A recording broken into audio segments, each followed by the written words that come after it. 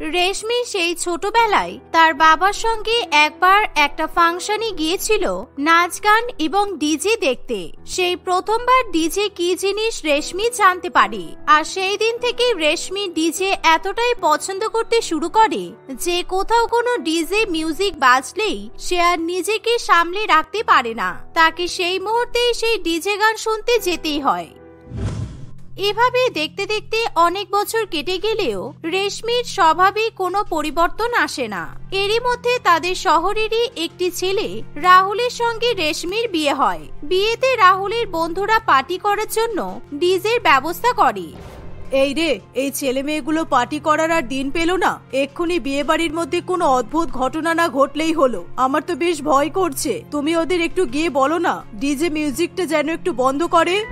আমি বললেই বড় শুনবে কেন? ওরা তো ছেলেরা বন্ধু, ওরা যেমন খুশি চায় তেমন খুশি ভাবে নিজেদের বন্ধুদেরকে নিয়ে মজা করতে পারে, এতে আমি কিছু বলার কি? এক্ষুনি তোমার মেয়ের কান পর্যন্ত এই মিউজিক গেলে সে যে নাচতে নাচতে এখানে চলে আসবে, সেটা কি তুমি জানো না?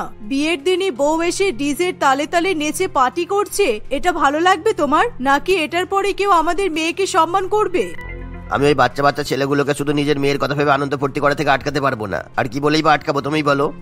রেশমির বাবা মায়ের কথা বলা শেষ হওয়ার আগেই রেশমি নাচতে নাচতে সেখানে চলে আসে। এমন ভাবে নতুন বউকে বিয়ের লেহেঙ্গা পরে নাচতে দেখে সকলেই প্রচন্ড পরিমাণে অবাক হয়। রেশমির বাবা মা দুজনেই তাকে আটকানোর অনেক চেষ্টা করে, কিন্তু ডিজের মিউজিক যতক্ষণ চলে রেশমি ততক্ষণই নাচতে থাকে। রেশমির এইসবে কোনো রকমের অসুবিধা না হলেও তার বাবা মা লজ্জায় মুখ দেখাতে পারে না। রাহুল বুঝতে পারে যে তার শ্বশুর মশাই এবং শাশুড়ি মা কেমন অনুভব করছে, তাই সে নিজে যায় মানববাবু এবং সুপ্রিয়া দেবীর সঙ্গে কথা বলতে। আপনারা একদম চিন্তা করবেন না, আমার বাড়ির লোক এমন নয়, ওরা ঠিক বুঝবে। ও নিজের বিয়ে তো মজা করবে না, এটা কিরকম কথা বলুন তো? ওর একটু আনন্দ করতে ইচ্ছে হয়েছে, করুক না, এটাতে এত ভাবার কিছু নেই। সে তুমি যাই বলো বাবা, তবে আমি তোমাকে একটা ব্যাপারে সাবধান করে দিতে চাই। তুমি কিন্তু ভুলেও কোনো রকমের ডিজে ওয়ালা অনুষ্ঠানে আমার মেয়েকে যেতে দিও না, কারণ ও ডিজে একবার শুনলে একেবারে পাগল হয়ে যায়। আজকে তো তুমি তার প্রমাণ পেয়েই গেলে। ও, তার মানে রেশমি নাচতে ভালোবাসে, তাই তো? আপনারা একদম চিন্তা করবেন না, আমি সব সামলে নেব। এরকম প্রাণখোলা মানুষ তো খুব একটা দেখা যায় না। তারা কথা বলছে এমন সময় রেশমি সেখানে এসে বলে, রাহুল, তোমার বন্ধুদেরকে বলো না আরো একবার ডিজেটা বাজাতে। ডিজেটা বাজালে আমার কি যে আনন্দ হয় কি বলবো, মনে হয় সারাক্ষণ শুধু নাচতেই থাকি। তোমার বন্ধুদের তো পার্টি করার কথা ছিল, ওরা হঠাৎ করে গান বাজনা বন্ধ করে দিল কেন? আমি এখনই বলছি আবার চালিয়ে দিতে, তুমি ততক্ষণ আমার মা বাবার সাথে কথা বলো, আমি দেখছি। তোমাকে আমি কি বললাম তুমি বুঝলে না বাবা? বুঝবে বুঝবে, ঠিক বুঝবে। তখন আমার কাছে আসলেও কিন্তু আমি কোনো সাহায্য করতে পারবো না, এই আমি বলে দিলাম। চুপ করো তো মা, এতদিন তোমার বাড়িতে থেকেছি বলে তুমি আমার উপর অনেক হুকুম করেছো, কিন্তু আর নয়, আমি এবার আমার নিজের বাড়িতে যা ইচ্ছে তাই করতে পারবো, কি তাই তো রাহুল? রেশমির কথা শুনে রাহুল খুবই হাসতে থাকে। রাহুল তার বন্ধুদেরকে বলে আবার ডিজে মিউজিকের ব্যবস্থা করার জন্য, আর ঠিক তারপরে রেশমি এমন উদ্দাম নাচ শুরু করে যে তার বাবা মা আত্মীয় স্বজন সবাই রীতিমতো ভয় পেয়ে যায়। রেশমিকে দেখে মনে হয় তার শরীরে কোনো ক্লান্তি বলে কিচ্ছু নেই। একটার পর একটা গান পাল্টাতে থাকে আর রেশমির নাচের গতি যেন আরো বাড়তে থাকে। সুপ্রিয়া দেবী আর মানববাবু লজ্জায় সেদিন কিছু না বলেই নিজেদের বাড়িতে চলে আসে। এই ঘটনার পরে রাহুল বুঝতে পারে তার শাশুড়ি মা এবং শ্বশুর মশাই তাকে কি বলার চেষ্টা করেছিল। এবার থেকে রাহুলও চেষ্টা করে রেশমিকে ডিজে মিউজিক থেকে দূরে রাখার। দেখতে দেখতে বেশ কয়েকদিন কেটে যায়। একদিন, রাহুল দাদা, ও রাহুল দাদা, কোথায় গেলে? একটু এসো না। লতা আন্টি, তোমরা কি কেউ বাড়িতে আছো? থাকলে প্লিজ একটু বাইরে এসো, খুব দরকার। কি হয়েছে রে পায়েল? এরকম অসময়ে তুই হঠাৎ এরকম ডাকাডাকি করছিস কেন? তুই জানিস না রাহুল এই সময় বাড়িতে থাকে না? অফিস থেকে ফিরলে আমি না হয় তোদের বাড়িতে ওকে পাঠিয়ে দেব। আমার রাহুল দাদার সাথে এক্ষুনি একটা দরকার আছে। কখন আসবে গো? অনেক দেরি হবে? কি যে করব কিছুই তো বুঝতে পারছি না। তোমাকে বললেই বা, তুমি কি আমার সাহায্য করতে পারবে? তা অবশ্য ঠিক, আমার বুড়ো হাড়ে তো আর অত জোর নেই যে আমি তোর সঙ্গে ছুটোছুটি করতে পারবো। তুই তাহলে রেশমি বৌমাকে বল, ও যদি তোর কোনো সাহায্য করতে পারে। সমস্যাটা তো তাকে নিয়েই আন্টি, তোমরা জানোই তো আজকে আমাদের পাড়ায় বিকাশ দাদার বউ এসেছে, আর সেই কারণে চারিদিকে ডিজে মিউজিক বাজছে, রাস্তা ভর্তি করে লোকজন, আর তার মধ্যে কি তার মধ্যে বল। পায়েল আর কোনো কথা না বলে লতা দেবীকে একেবারে রাস্তায় নিয়ে যায়। সেখানে গিয়ে লতা দেবী যা দেখতে পায় সেটা দেখে তার চক্ষু চড়ক গাছ। সে দেখে তার বৌমা ডিজে মিউজিকের তালে তালে রাস্তায় উন্মাদের মতো নাচানাচি করছে, এমন ভাবে নাচানাচি করছে যেন মিউজিকটা তার জন্যই বাজানো হচ্ছে। লতা দেবী লজ্জায় তার বৌমার সামনে যেতেও পারে না। সে দূর থেকে বারবার রেশমিকে ডাকে, কিন্তু রেশমি তার কোনো কথাতেই পাত্তা দেয় না। পাড়ার মধ্যে এমন হাসাহাসি হচ্ছে দেখে লতা দেবীর এক আত্মীয় ওই ডিজে মিউজিক বাজানো বন্ধ করে দিলে লতা দেবী তার বৌমাকে নিয়ে বাড়িতে চলে আসে। তুমি এটা কি করছিলে বৌমা? তুমি কি আমাদের পাড়ায় কারোর কাছে আমাদের মান সম্মান টিকে থাকতে দেবে না? বাড়ির নতুন বউ এরকম ভাবে নাচে? ওরা তো কেমন ঢিলে ঢিলে গান বাজাচ্ছিল। ওরা যদি আরো ভালো ভালো গান বাজাতো তবে আমি দেখাতাম নাচ কাকে বলে। জানেন, আমি আমার কলেজের একটা প্রোগ্রামে এত ভালো নেচেছিলাম যে অন্য কেউ আমার সামনে টিকতেই পারেনি। কিন্তু এই কলেজের নেতারা চালাকি করে পরের বছর থেকে কলেজে ডিজে আনাই বন্ধ করে দিল। কেন বন্ধ করেছে সেটা আমি এখন ভালো করেই বুঝতে পারছি। আজকে আসুক খোকা, আজকে এর একটা ব্যবস্থা আমি করেই ছাড়বো। কি জানি পাড়ায় আমাদের নিয়ে কি সব আলোচনা হচ্ছে। কি আর আলোচনা হবে, সবাই আমার নামে প্রশংসা করছে আর আমাদের বাড়ির নামেও প্রশংসা করছে, বা হয়তো এটাই বলছে যে এরপর সবাই আমার কাছে নাচ শিখতে আসবে। কিন্তু আপনি বলে দেবেন যে ডিজে না বাজালে আমি কিন্তু নাচ শেখাতে পারবো না, ঠিক আছে? এই বলে রেশমি সেখান থেকে চলে যায়। তার কথাবার্তা শুনে মনে হয় সে যেসব কাজকর্মগুলো করে সেগুলো আসলেই ভালো নাকি খারাপ, আর সেগুলো নিয়ে লোকে কি ভাবছে এসব সে একবারও ভেবে দেখে না। ডিজে বাজলে যে তাকে নাচতেই হবে এই ব্যাপারটা যেন রেশমির রক্তে মিশে গেছে। এটাতে যে খারাপ কিছু আছে সে কিছুতেই বুঝতে পারে না। রেশমির কাছে স্থান কাল পাত্র কিছুর কোনো দাম নেই। তার কানে যতক্ষণ ডিজে মিউজিক ঢুকবে সে ততক্ষণই নাচবে। রাহুল বাড়িতে ফিরতেই লতা দেবী তাকে সমস্ত কথা জানায়। রাহুলও বুঝে পায় না এবার তার কি করা উচিত। দেখতে দেখতে আরো বেশ কয়েকদিন কাটে। রাহুলদের অফিসের একটা পার্টিতে সপরিবারে তাকে নিমন্ত্রণ করা হয়, কিন্তু রাহুল কিছুতেই সে পার্টিতে যেতে রাজি হয় না। কেন যাবে না তুমি? অফিসের পার্টিতে না গেলে তোমাদের বস খারাপ ভাববে তো। সবাই যাবে আর তুমি যাবে না, তাহলে অফিসে তোমাকে নিয়ে নানান রকমের কথা আলোচনা হবে যে। কি রকমের কথা আলোচনা হবে শুনি? আমার তো মনে হয় না আমাদের অফিসে কারোর এত সময় আছে যে বসে বসে আমাকে নিয়ে আলোচনা করবে। আলোচনা তো হবেই। সবাই বলবে নতুন বউ আসার পরে তুমি বন্ধুদের সঙ্গে মেশা বন্ধ করে দিয়েছো, আর অফিসের পার্টিতে না গিয়ে তুমি বাড়িতে থাকলে ওরা তোমার অনুপস্থিতির জন্য আমাকেই তো দোষ দেবে। বলো, আমার অনুপস্থিতির কারণটা তো তুমি। আমাদের অফিসে এই পার্টিটা প্রত্যেক বছর হয়, আমি প্রত্যেক বছরই যাই, তাই আমি জানি এখানে কিরকম বন্দোবস্ত হয়। সেখানে গিয়ে যদি ডিজে মিউজিক শুনে তুমি আবার নাচতে শুরু করে দাও তাহলে আমার অফিসের চাকরিটাই তো বন্ধ হয়ে যাবে। আমাদের বিয়ের পরে আজ পর্যন্ত আমরা এরকম পার্টির নিমন্ত্রণ পাইনি। পার্টি মানে ভালো ভালো খাবার আর ডিজে। আমার শুনে যে আনন্দ হচ্ছে না কি বলবো। দারুণ দারুণ গানের ডিজে বাজবে আর আমি নাচবো। এই কারণেই তো আমি তোমাকে নিয়ে যেতে চাই না রেশমি। ডিজে শুনলে তো তোমার মাথা ঠিক থাকে না। তুমি যদি আমার অফিসের পার্টিতে গিয়েও যদি এরকম কিছু করো যেটা তুমি বিকাশের বউ আনার সময় করেছো তাহলে আমার মান সম্মান কিছুই থাকবে না। আমি কথা দিচ্ছি আমি এরকম কিছু করব না, ঠিক আছে? আমি ছোট থেকে কখনো এরকম কোনো পার্টিতে যাইনি দেখো, আর সেই কারণেই তো তোমার অফিসের এই পার্টিতে যাওয়ার জন্য আমি এত উৎসাহিত। তাদের কথা শুনতে পেয়ে লতা দেবী ঘরের ভেতরে এসে বলে, যা সিদ্ধান্ত নিবি বুঝে সুঝে নিবি, দেখবি যেন এমন কিছু না হয় যার জন্য তোর চাকরি মান সম্মান সব খোয়া যায়। এই শুনে রাহুল খুবই চিন্তায় পড়ে। রাহুল জানে তার অফিসের পার্টিতে ডিজে থাকবে, আর সে এটাও জানে যে রেশমিকে না নিয়ে সে কোনো মতেই পার্টিতে যেতে পারবে না। আবার অফিসের পার্টিতে না গেলে বসেদের কাছে ভালো কর্মচারীর তালিকায় থাকা সম্ভব হবে না। এই সমস্ত কথা ভেবে রাহুল সিদ্ধান্ত নেয় সে জ্বরের অভিনয় করে বাড়িতে বসে থাকবে, তাহলে রেশমি এবং তার অফিসের লোকেরা কেউই তাকে জোর করতে পারবে না। তাই পরের দিন সকাল হতেই রাহুল অভিনয় করা শুরু করে দেয়।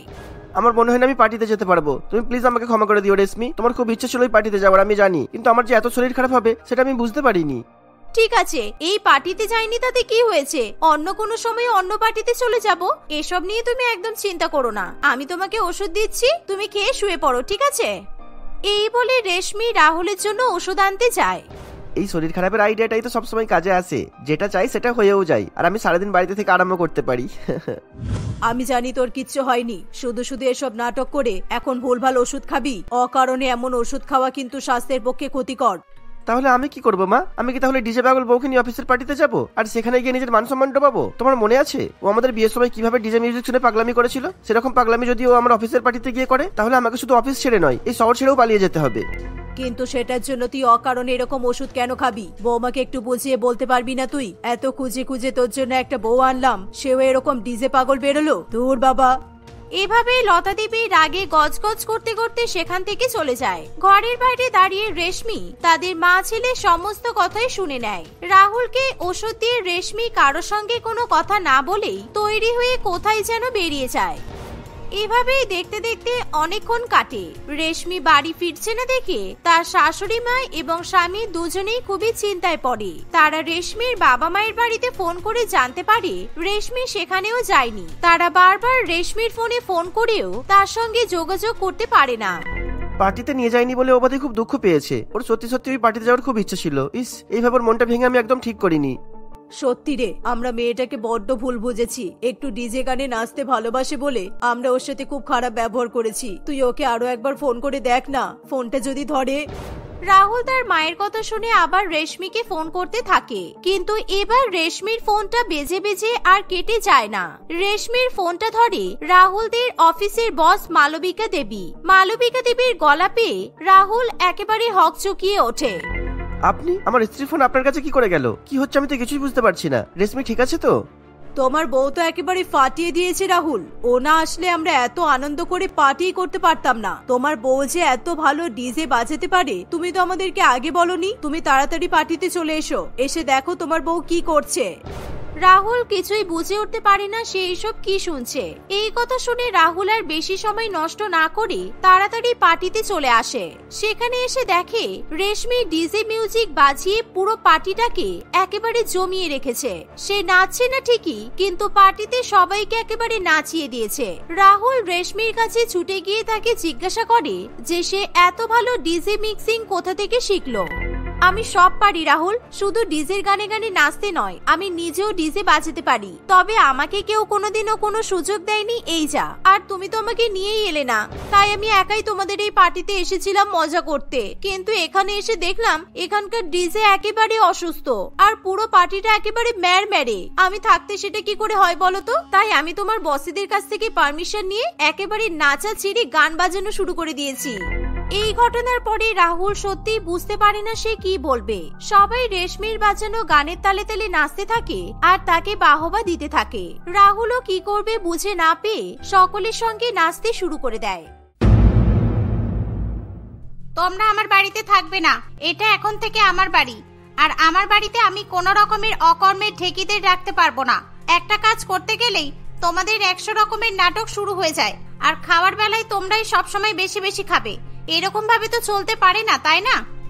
তুমি এভাবে কেন বলছো বৌদি? এটা তো আমাদেরও বাড়ি, আমার বাবার বানানো বাড়ি। এটা যতটা তোমাদের ততটাই তো আমাদেরও।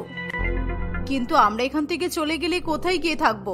আমাদের তো আর জায়গা নেই, আর এই শহরেও আমাদের চেনা কেউ থাকে না। মুখে মুখে কথা না বলে বেরিয়ে যাও এখান থেকে। তারপর তো তোমাদের দাদা এসে গেলে আরো নাটক শুরু করে দেবে। যাও, বেরিয়ে যাও বলছি। আমি যখন বলেছি থাকতে দেব না, তখন দেবই না। আমার নামে আমার স্বামীর কাছে নালিশ করে করে যে বালিশগুলো তৈরি করেছো ওগুলো মাথায় দিয়ে কোনো গাছের তলায় শুয়ে পড়বে, আবার কি? এই বলে মালবিকা তার 3 ননদ লিনা, টিনা এবং রিনাকে বাড়ি থেকে ধাক্কা মেরে বের করে দেয়। তারা 3 জনে বাড়ি থেকে বেরিয়ে হাঁটতে থাকে আর তাদের পুরানো জীবনের কথা ভাবতে থাকে। লিনা, টিনা আর রিনা 3 বোন ছিল। তারা তাদের দাদা কৌশিকের সঙ্গে থাকতো। তাদের বাবা মা অনেক কম বয়সেই মারা যাওয়ায় 3 বোনের সমস্ত দায়িত্ব তাদের দাদা একাই পালন করত।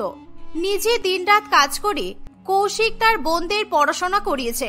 কৌশিক বাইরে কাজ করতে যেত আর 3 বোন মিলে সংসারের সমস্ত দায়িত্ব পালন করত। ছোট বোন রিনা এখনো পড়াশোনা করলেও বাকি 2 বোন বিবাহযোগ্য হয়ে ওঠে। একদিন সকালবেলা ব্রেকফাস্ট করার সময়, লিনা, তোর জন্য একটা অনেক ভালো সম্বন্ধ এসেছে। ছেলে সরকারি চাকরি করে, অনেক টাকা মাইনে। তুই যদি রাজি হয়ে যাস তাহলে আমরা তোর বিয়ের আয়োজন শুরু করে দেব। কি রে বল, তুই রাজি তো? না দাদা, আমি একদম রাজি নই। আগে তোর বিয়ে না হলে আমি কেন, আমরা কেউই বিয়ে করব না, এই আমি বলে দিলাম আজকে। হ্যাঁ দাদা, দিদি ঠিকই বলেছে। আগে বড় দাদার বিয়ে হবে, তারপর আমাদের। আমরা এক এক করে চলে গেলে হবে? তারপর তোর খেয়াল কে রাখবে? আগে তোর ব্যবস্থা হবে, তারপরে আমরা যাব। আগে তোর জন্য একটা ভালো মেয়ে খুঁজতে হবে। দাদার মেয়ে খোঁজা হয়ে গেছে দিদি। দাদা রোজ লুকিয়ে লুকিয়ে ফোনে গল্প করে, আমি শুনেছি। এই পাকা মেয়ে, চুপ, গোয়েন্দা মামুনি একেবারে। এভাবে হাসি ঠাট্টার মধ্যে দিয়েই তাদের দিন কাটতে থাকে।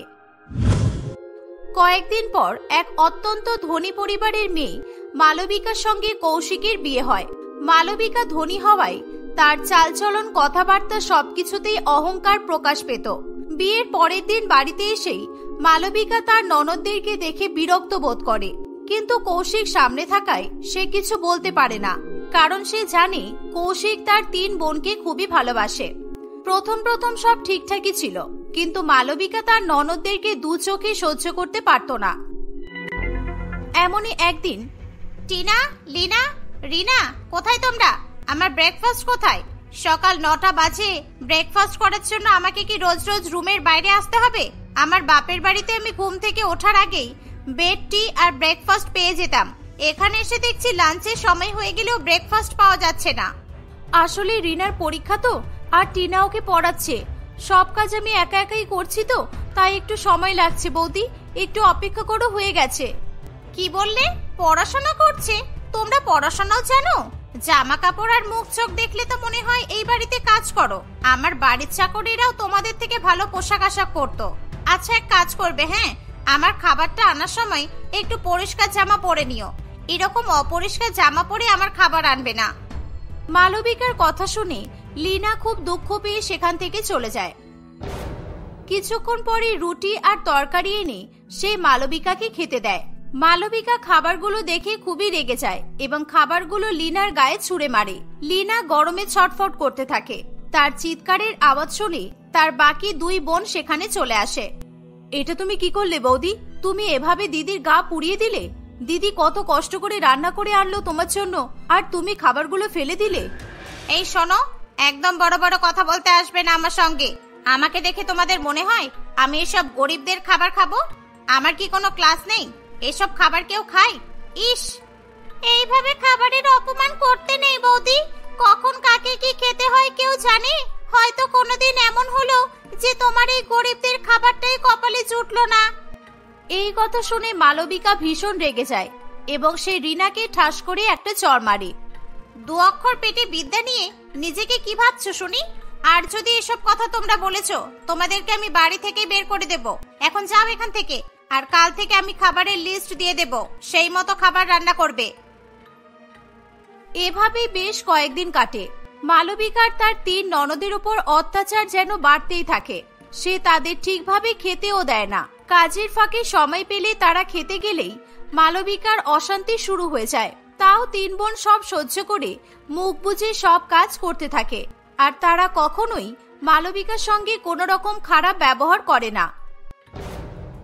একদিন মালবিকা একটি দামি শাড়ি পরে, তাই দেখে লিনা তাকে বলে, বৌদি, কি সুন্দর শাড়িটা, তোমাকে খুব সুন্দর লাগছে। আর তুমি তো এমনিতেই এত সুন্দরী, তুমি যা পরবে তোমাকে তাতেই মানাবে। সত্যিই তাই, তুই ঠিক বলেছিস দিদি। আমাদের দাদা সত্যিই পছন্দ আছে, বেছে বেছে এত মিষ্টি একটা বউ এনেছে। সত্যি শাড়িটা কি সুন্দর, আমাকে একদিন পরতে দেবে বৌদি? এই বলে রিনা শাড়িটা ছুঁয়ে দেখতে যায়। তখনই মালবিকা চিৎকার করে ওঠে, এই মেয়ে, এই আমার শাড়িতে হাত দিলে কেন তুমি? নোংরা করে দিল আমার এত দামি শাড়িটা। তুমি ভাবলে কি করে এটা আমি তোমাকে পরতে দেব? তোমার 3 পুরুষের কেউ এমন শাড়ি পরেছে কখনো? পুরো শাড়িটা ড্রাই ক্লিনিং এ পাঠাতে হবে এবার। এভাবে বলো না বৌদি, ও তো আমাদের সবার থেকে ছোট, একটু আবদার করে ফেলেছে। ও এমনিতে এমন করে না কখনো। তোমার শাড়িটা ওর সত্যিই পছন্দ হয়েছে হয়তো। পছন্দ হলেই হলো? এরকম শাড়ি তোমাদের স্বপ্নেও আসবে না কোনোদিনও। 30,000 টাকা দাম একটা শাড়ির। যত সব গরিবগুলো আমার কপালেই জুটেছে। মালবিকা এভাবেই গজগজ করতে করতে সেখান থেকে চলে যায়। এত কিছুর পরও তারা 3 বোন তাদের বৌদির নামে দাদার কাছে কিছুই বলতো না, কিন্তু দিনের পর দিন আতপেটা খেয়ে তারা আর পেরে উঠছিল না। প্রায় প্রত্যেক দিনই রাতের বেলা তারা না খেয়ে ঘুমিয়ে পড়ত। একদিন তারা খিদের জ্বালা সহ্য করতে না পেরে রাত্রিবেলা ফ্রিজ থেকে কিছু খাবার বের করে খেতে থাকে। ঠিক সেই সময় সেখানে মালবিকা চলে আসে। তোমরা এখন চুরি করতেও শুরু করে দিয়েছো? এই মাঝরাতে আমার খাবার চুরি করে খাচ্ছ তোমরা? এত বড়লোকি খাবার খাওয়ার লোভ তোমাদের? দেখি তো কি কি খেলে। কি অবস্থা! আমি কেক আনিয়ে রেখেছিলাম, ওটার ওপরেও নজর গেছে তোমাদের। অপেক্ষা করছিলে তাই না, কখন আমি ঘুমিয়ে পড়বো আর তোমরা চুরি করে করে খাবার গিলবে? মালবিকা চিৎকার শুনে কৌশিক সেখানে চলে আসে। কি হলোটা কি? একটু শান্তি করে ঘুমাতেও দেবে না? আরে এত রাত অবধি তোরা জেগেই বা আছিস কেন? কি হবে আবার? তোমার বোনেরা আমার খাবার চুরি করে খাচ্ছিল, আমি ধরে ফেলেছি। না দাদা, আসলে আমরা চুরি করতে চাইনি। এই চুরি করতে চাইনি মানে? চুরির কথা আসছে কেন? এটা তো আমাদেরও বাড়ি, ফ্রিজটা তো আমাদেরই। নিজেদের ফ্রিজ থেকে নিজেদের ঘরের খাবার খেলে সেটাকে কি চুরি বলে? বৌদি আমাদেরকে খেতে দেয় যে আমরা খাবো? সারাদিন গাধার খাটনি খাটিয়ে আমাদেরকে পেট ভরার মতো খাবারটুকু দেয় না।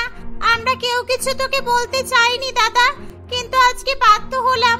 আজও না খেয়ে ঘুমাতে গিয়ে আমরা ঘুমাতে পারিনি, তাই খিদে চালায় এত রাতে উঠে এসে খাবার খেতে হয়েছে। ছি মালবিকা, আমি তো তোমাকে বিয়ের আগেই বলেছিলাম যে আমার বোনদের মায়ের মতো করে আগলে রাখবে, আর তুমি ওদের এইভাবে না খাইয়ে কষ্ট দিলে। পরের দিন সকালবেলা কৌশিক বাড়ি থেকে বেরিয়ে যেতেই মালবিকা তার 3 ননদকে বাড়ি থেকে বের করে দেয়। কৌশিক বাড়িতে ফিরে এলে সে কৌশিককে তার বোনেদের নামে বানিয়ে বানিয়ে অনেক রকম কথা বলে। কাল রাতেই তোমার বোনেরা ওদের বয়ফ্রেন্ডদের সাথে পালিয়ে যাওয়ার প্ল্যান করেছিল, বুঝলে? আমি উঠে ওদের ধরে ফেলাই ওরা খিদে পেয়েছে বলে খাবার চুরি করার নাটক করছিল। তাই আজকে সকালে তুমি বেরিয়ে যাওয়ার পরেই ওরা ওদের বয়ফ্রেন্ডদের সঙ্গে বেরিয়ে পড়েছে। আমি অনেক আটকানোর চেষ্টা করেছি, ওরা আমার কথা শোনেনি। আমার এত আদরের বোনেরা আমার সাথে এমন করবে আমি কোনোদিনও ভাবতে পারিনি। লজ্জায় আমার মাথা কাটা যাচ্ছে। ওরা আমাকে তো একবার বলতে পারতো। কাল রাতে আমি তোমাকে অনেক খারাপ কথা বলেছি, আমাকে ক্ষমা করে দিও প্লিজ। সেসব ঠিক আছে কৌশিক, কিন্তু আমি ভাবছিলাম আমাদের এই বাড়িটা তুমি আমার নামে করে দাও, নয়তো তোমাদের বোনেদের ওইসব গুন্ডা বড়েরা এসে সম্পত্তি দাবি করলে আমাদের কাছে কিছুই থাকবে না। ঠিক আছে মালবিকা, তাই হবে। আমি আজই উকিল বাবুর সাথে কথা বলে সব ঠিক করে নেব। এভাবেই কয়েকদিনের মধ্যেই মালবিকা খুবই চালাকি করে কৌশিকদের বাড়িটা নিজের নামে করে নেয়।